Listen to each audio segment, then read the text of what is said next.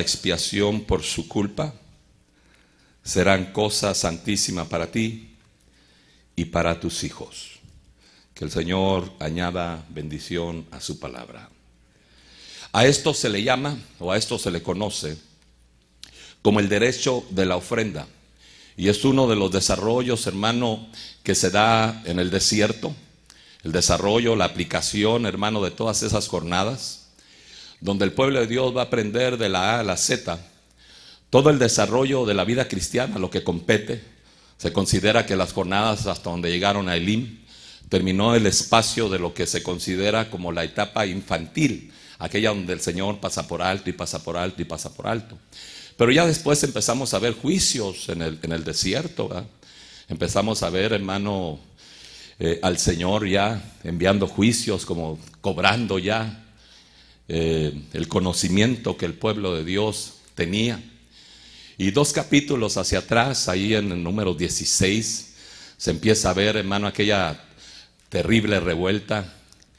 Y es porque, como todo aplica al sacerdocio, que es de lo que vamos a hablar, como la iglesia, hermano, en su tercera aplicación del sacerdocio arónico, melquisediano y nuevo pacto, entramos ahí, en las figuras. Algo, los expertos, ¿verdad? Lo denominan, aparte de la teología, como algo eclesiológico, ¿verdad? Que ya es, o eclesiológico, que ya es aplicado para lo que corresponde a Cristo, pero también para lo que corresponde a la iglesia. Es conocimiento de la Escritura para la iglesia, y por eso es la tremenda necesidad. Pero decíamos, ese trasfondo del capítulo 16, que ya hoy hubo una revuelta contra el sacerdocio, contra la autoridad, y hoy no vamos a hablar de eso, ya hablamos bastante ayer. Pero vemos que esta revuelta que se dio por un Coré de los hijos de Leví, por un Biram, Datán y Abiram, hijos de Rubén, quienes perdieron el derecho de la primogenitura. Y no sobraría decir, ¿verdad?, que lo perdió por la falta del control de sus apetitos bajos en la carne, y cayeron los derechos sobre José, que curiosamente él se guardó de los apetitos bajos de la carne. Si alguien quiere tomar eso, verá, como una enseñanza así tajante de parte de Dios, lo podemos hacer con toda libertad, si no queremos perder primogenituras. Yo encontré 7 pérdidas de primogenitura en la Escritura, un tema muy sencillo, pero muy que nutre, ¿verdad? La gente pierde la primogenitura, sí. Pero se levantaron y el Señor, hermano, consumó eso, trayendo a juicio. Vio una abertura en la tierra y otra abertura en el cielo. Abajo consumió, y arriba el fuego descendió sobre aquellos 250 que tenían los incensarios. Y después aquello, usted sabe que fue puesto ahí en el altar de bronce. Eran incensarios de bronce, no era el incensario de oro, pero era el incensario de bronce que se mandó poner ahí en el lavacro de bronce, ¿verdad? De ahí en adelante los hijos de Israel llegaban, y lo que miraban ellos, hermano, un altar alterado, pues ya no estaba así, ¿cómo se pudiera decir? Lisito, ¿verdad?, como lo habían hecho al principio, sino que ahora ahí se miraba de alguna manera la semblanza de aquellos incensarios, y eso queda como un recuerdo nada más de aquellos que en alguna vez tuvieron incensarios, pero que en medio de la necedad, o más bien la rebeldía, porque ayer era rebeldía, y ese espíritu de rebeldía, por una visión que se tuvo, ¿verdad?, es un espíritu de diferente estirpe. Ese no es cualquier espíritu. De hecho, en el mundo de tinieblas parece ser que hasta los demonios tiemblan delante de él. O sea, no es de cualquier estirpe. Pero esos incensarios eran para ofrecer oraciones, porque el incensario es la figura del incienso, la figura de las oraciones. Pero ahora había quedado nada más en el lavacro de bronce, que simboliza nada más el arrepentimiento, el constante arrepentirse, ¿verdad?, exponiendo al vituperio el buen nombre que fue invocado en nuestras vidas, y otra vez, y otro arrepentimiento, y otra caída, y desafortunadamente así hay mucho pueblo, ¿verdad? Y el tabernáculo fue establecido para poder desarrollar, comenzar y poder ir hacia adelante y adelante y adelante hasta poder llegar, hermano, hasta el lugar santísimo, donde el Señor por su cuerpo abrió un camino santo y vivo, hermano, para poder entrar hasta allá adentro. Aleluya, gloria a Dios. Pero inmediatamente el pueblo de Dios se rebela, y inmediatamente al otro día de ese suceso tan terrible, ¿verdad? Se levanta la nación otra vez, hermano, contra los siervos de Dios, y ustedes están matando al pueblo, después de haber visto que había sido Dios, fuego de arriba, ¿verdad? Pero la gente a veces no entiende, y ¿qué le vamos a hacer, verdad? Cegastes los ojos de ellos, ¿verdad? Para que oyendo no oigan, y viendo no vean, ¿verdad? Desafortunadamente, pues es una maldición que Dios envía por la dureza del corazón. Creo que así está escrito, ¿verdad? Y hermano, eso es Dios. ¿Qué le vamos a hacer nosotros? Gente que no entiende, ¿verdad? Y nos da temor, ¿verdad? Cuando una persona llega a cauterizarse tanto, pero pues que Dios tenga misericordia. Y bueno, envía a Moisés a Aarón, verá, rápidamente con el incensario, toma fuego del altar, toma las brasas del altar y vea la mortandad, porque la mortandad ha comenzado. Qué discernimiento de aquel varón, ¿verdad? De poder discernir, hermano, como algo se había movido, hermano, del enojo, de la ira de Jehová. ¿Usted lo ha sentido en algún momento que ya el juicio comenzó para alguien o para un lugar? Yo sí. Y no lo digo, hermano, con otro afán, excepto decir, se siente. Oh, se siente eso. Ya cuando usted está en un hogar o hablando con una persona, ¿verdad? Y por más que usted la quiera bendecir, ya no la puede bendecir, pues. Entonces, sea como sea, llega Aarón y habían 14,700 que habían perecido, hermano, en la destrucción. El Señor, para parar la contienda en el capítulo 17 de Números, todo el asunto era el sacerdocio. Pues como vamos a ver los derechos del sacerdocio, tenemos que ver también la responsabilidad del sacerdocio, ¿verdad? Porque el Señor responsabiliza al sacerdote del altar, que no se acerque un inmundo. Así es lo que dice. Por eso es, hermano, que debemos entender a nuestros líderes. Ellos tienen la responsabilidad de que el que ministra, de que el que se sube, cuando menos esté llenando los mínimos requisitos. No, ¿se acuerda la oración de Moisés y de Aarón, hermano, cuando la destrucción venía? Cómo lloraban, Señor, que ¿cómo es posible si esto no es de nuestra propia iniciativa? Esto no lo hicimos de nuestra propia iniciativa. O sea, no estamos aquí porque nosotros quisimos. Y esa es una muy buena, esto es una muy buena discernir de aquellos, hermano, que Dios empieza a levantar. Por un lado dice que bueno es que alguno apetezca un obispado, pero conviene, ¿verdad? Que el obispo sea así, así, así, así. Entonces, por un lado está bien el deseo ese, porque Dios pone tanto el deseo de querer como el hacer por su buena voluntad. Pero por otro lado, hay que saber esperar los tiempos de Dios. Y en esos saberes esperar de los tiempos de Dios está la sanidad de nuestra alma y de nuestro corazón. Y de los sentires, hermano, que son más humanos, del éxito humano y del sobresalir humano, donde solo Dios tiene que ser exaltado y no tiene que haber, hermano, sustancia de carne en ello. Así lo miro yo, del por qué el Señor, hermano, es a veces tan tardado, ¿verdad?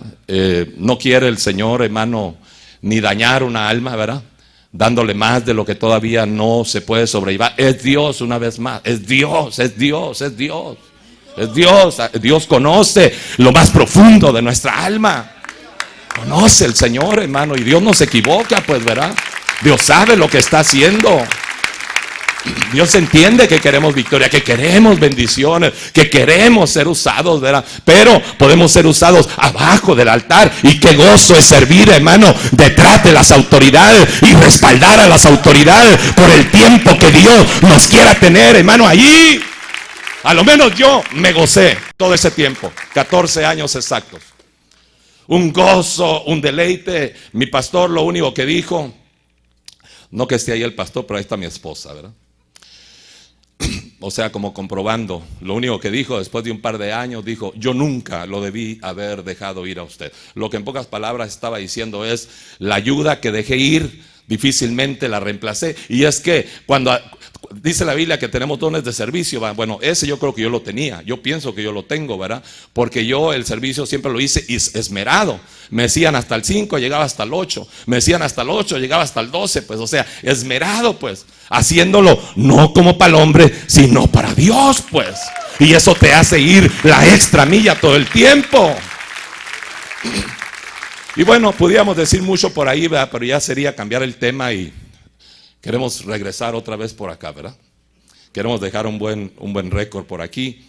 Y el Señor, hermano, ya después dice, voy a parar las contiendas. Y en el capítulo 17 de los Números, llama a los príncipes, uno de cada tribu, que traigan una vara. Es cuando llevan aquellas varas, hermano, secas, incluyéndole a de Aarón, seca, para que no se fuera a dar la gloria, ¿verdad? Sabiendo que también la vara de él estaba seca. Y resulta que esas varas, hermano, fueron puestas por toda la noche. Y dice algo acerca del arca. Dice que la pusieron delante del testimonio. Y durante toda la noche tuvieron que estar ahí. Y solo la vara de Aarón reverdeció, brotó, le salió, hermano, la flor, le salió la almendra. 4 cosas que son súper, pero súper aplicativas. Imagínense, estamos hablando de verdor. La renovación tremenda, hermano. ¿Usted seguiría a alguien que en medio de sus problemas no puede reverdecer rápidamente? No, yo no, discúlpeme. Yo amo mucho mi alma para seguir, hermano, gente que no reverdece rápidamente. No, yo no lo haría, no. Ese es un indicativo de quién es y quién no es, de los que Dios está respaldando. Es lo que estamos viendo ahí, pero no es el punto ahorita. Pues no pudiera extenderme ahorita. Simple y sencillamente el Señor, hermano, hizo eso. Y curiosamente, eso detuvo las contiendas del pueblo cuando miraron, hermano, que aquella vara había reverdecido. Y a veces, hermano, no entendemos mucho, pero cuando hablamos de las almendras que echó esta vara de Aarón, después de haber estado toda la noche, que implica de alguna manera tiempo de prueba, verá, toda la noche tiempo de prueba, y delante del testimonio, no dice delante del arca. Eso quiere decir dando testimonio en el tiempo y en el lugar donde Dios te tiene, por el tiempo que Dios te tiene. Porque ¿quién levanta a una persona que no dio un buen testimonio? ¿Con qué facilidad, con qué sensibilidad el ministro, el hombre de Dios, la autoridad puede levantar a alguien, hermano, que no pudo dar un buen testimonio en la iglesia?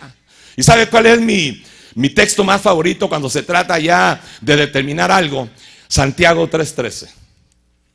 ¿Quién es el hombre sabio y entendido que demuestre sus obras en sabia mansedumbre?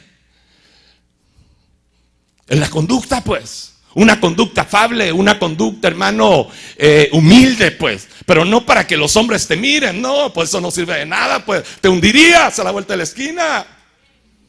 Pero que en verdad, pues, aquí adentro, aunque pues algunos somos enojones como yo, ¿verdad? Así es de que no me mire perfecto tampoco, no. Pero a lo menos aquí adentro usted sabe que algo le ha pasado, que verdaderamente su vida, hermano, lo hace vivir humillado. Que esté quien esté o no esté quien no esté, a usted su vida ya la controlan de arriba. Y ya hay un temor aquí adentro, hermano, que lo hace vivir diferente al tiempo de la vida pasada. Usted sabe que su vida cambió, que el temor de Dios, hermano, está en usted, perfeccionándolo. Segunda de Corintios capítulo 7 verso 1, ¿verdad? Para que por ese temor, hermano, alcancemos las promesas de Dios. Quiere decir que cuando no hay temor de Dios, ¿verdad?, se pierden tantas bendiciones, pero tantas bendiciones. Mirad cuán amargo es, le dijo el profeta, que haya faltado mi temor en ti. Mirad cuán amargo es. Cuánta gente se estará lamentando. Y perdóneme, por favor, no quiero ser ofensivo. Yo sé que el mensaje de ayer fue un poquito rústico, un poquito difícil de escuchar, pero a veces tenemos que oír cosas así. Hemos crecido, hemos desarrollado, somos gente que Dios ha usado, pero hermano, esas raíces de amargura dañan lo regado con lo seco, y eso llama la atención. Oh, ¿cómo no va a llamar la atención? Una vez salen brotan esas raíces, hermano, aunque seas de los consagrados, si no tienes cuidado, te toman y te echan a perder. Porque es lo que dice, echando a perder Y después lo que desglosamos, ¿verdad? Entonces, ya ayer predicamos bastante de eso. Hoy queremos, hermano, nada más dejar una enseñanza de los derechos de la ofrenda, los derechos del sacerdote, lo que el sacerdote come, de las ofrendas más santas. Imagínense nada más. De las ofrendas más santas que los hijos de Israel traen delante de mí, las he entregado a ti.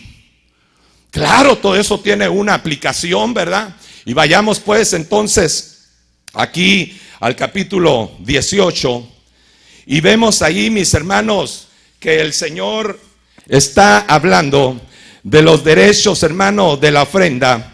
Y cuando usted estudia un poquito este tiempo, hermano, relacionado con las jornadas del pueblo de Dios, esta jornada es una jornada, hermano, que interpreta la asamblea en el sentido disciplinario. Ya había visto otra, creo que es Al-Sefer, donde también se trataba de una asamblea, pero una asamblea, hermano, revoltosa, una asamblea sin establecimiento de orden. Pero aquí ya no, aquí se habla ya en un sentido, hermano, de asamblea instruida. Entonces Dios quería, hermano, desde mucho tiempo antes, porque vamos a hablar de los derechos del sacerdote, una nación de sacerdotes de Israel. Pero desafortunadamente, usted lo sabe, fracasaron, hermano, 11 tribus en su intento. El Señor, hermano, en su enojo por aquel grave pecado, hermano, allí a las faldas del Sinaí, el Señor mandó que sacaran su espada debido al gran pecado que se había cometido,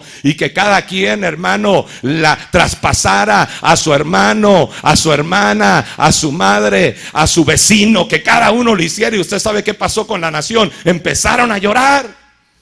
Pero el celo de Dios lo tuvo una tribu, y eso es figura, ¿verdad? Los levitas, que no reconocieron, hermano, padre, madre, hermanos, ellos lo hicieron tal como el Señor les había pedido, y ellos alcanzaron en su celo. Y esto es bueno saberlo, ¿verdad? Porque algo nos tiene que hablar este celo de esta tribu. Porque esta tribu, hermano, pudo avanzar y pudo llegar, hermano, a ser la tribu separada o consagrada del pueblo debido a ese celo que ellos tenían. Eso quiere decir de alguna manera, hermano, que todo aquel que se quiere acercar al Señor tiene que mostrar algo de ese celo que te haga, hermano, dividirte de aquello que es humano, incluyendo las tremendísimas relaciones familiares que a mucha gente nunca lo dejaron crecer. Por el sentimentalismo, hermano, de fiestas, de relaciones, de cosas humanas de aquí abajo, que siguen tomando la prioridad y la prioridad y la prioridad. Y el pueblo de Dios, sin darse cuenta que es Dios probándote. Oh, sí, ¿cómo no? Es Dios probándote. Pues no dijo el Señor, pues en la doctrina elemental: ni penséis que vine a traer paz a la tierra. Vine a traer espada, y de aquí en adelante 2 en una casa estarán contra 3, 3 estarán contra 2, el padre contra la hija contra el padre. Porque cuando viene, hermano, el conocimiento de Dios, tiene que hacer esa división. Tiene que. De lo contrario, no le podrás servir como a Dios le agrada. No le podrás servir. Es Dios, hermano, en su celo. Y esa es la figura, porque dice: no consintieron ni con madre, la atravesaron, ni con padre lo atravesaron. No le estamos diciendo, sin lugar a dudas, ¿verdad?, que hoy necesitas matarlos, ¿verdad? No, no. Nadie vaya así: el pastor me dijo y ya compré la mía, ¿verdad? No, no, no. De una vez me ordeno aquí, ¿verdad? Eso va aplicado, hermano, ya en lo práctico, ¿verdad? En el sentido de la relación, de cómo vas a lidiar con esos estorbos. De lo contrario, es difícil salir adelante. Pero lo mismo sucedió en la iglesia. Dios llamó una nación de sacerdotes también de la iglesia, reyes y sacerdotes para Dios y su Padre. Pero la enseñanza de esta tarde nos enseña que no todos son sacerdotes en la iglesia.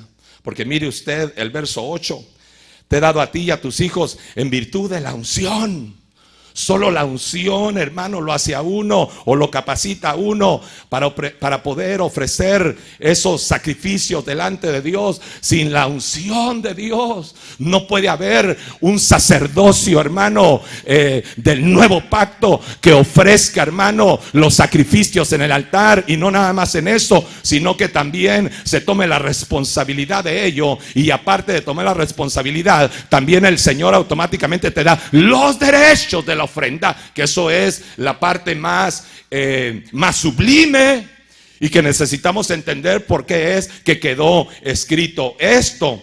Entonces, aquí el Señor, hermano, si usted mira en Romanos capítulo 15, el verso 16, si me da un segundo. Gracias, mis hermanos. El apóstol Pablo dice algo muy similar. Acá ya hablando del derecho del sacerdote, hermano, el derecho del altar. Y dice, para ser ministro de Cristo, Romanos 15, 16, a los gentiles ministrando a manera de sacerdote, el evangelio de Dios, a fin de que la ofrenda que hago de los gentiles sea aceptable, santificada por el Espíritu Santo. Entonces Pablo como Aarón, lo mismo, el derecho del sacerdocio, ahí estaba. Y lo dijimos ya, está el sacerdocio de Aarón, el sacerdocio de Melquisedec, pero también está el sacerdocio de la iglesia, que es el sacerdocio del nuevo pacto. Entonces, nosotros primeramente, hermano, nos presentamos como la ofrenda del altar, Romanos 12:1, usted lo sabe. Cristo tiene el derecho de tomar también la ofrenda como lo hizo Aarón, o como se lo delegaron a Aarón, porque también tomó la responsabilidad, haciéndose él mismo, hermano, pecado sobre el altar. Y por eso leemos nosotros en 2 de Corintios capítulo 5, verso 15, si lo quiere abrir ahí. Esto es mera introducción. Y por todos murió, para que los que viven ya no vivan para sí, sino que vivan para aquel que murió y resucitó por ellos. Entonces, la iglesia es llamada también a este tipo de victoria, este tipo de consagración, este tipo, hermano, de entrega.